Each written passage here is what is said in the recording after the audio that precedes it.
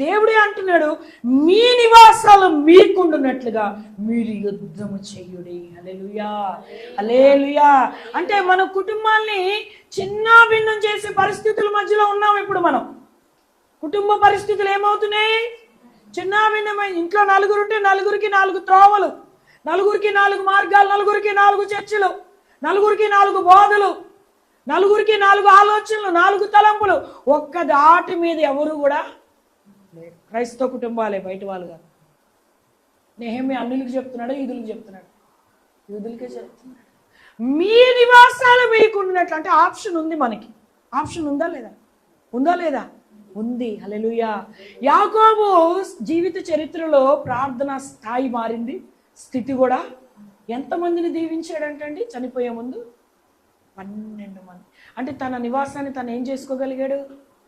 తన నివాసాన్ని తను కాపాడుకోగలిగాడు. ఆ కృపించాడా లేదా? కృపించాడా లేదా? మనుషులతో యుద్ధం చేయడం కాదు, పరిస్థితులతో యుద్ధం చేయడం కాదు. నువ్వేం చేయాలి? దేవుడు సన్నిధిలో కూర్చోవాలి. నువ్వు మోకరించి కన్నీరు కాచి ఉపవాసంతో నువ్వు ప్రార్థన చేస్తుంటే అప్పుడు వాడి గుండెల్లో వణుకు పుడుతుంది. ఎవడాడు?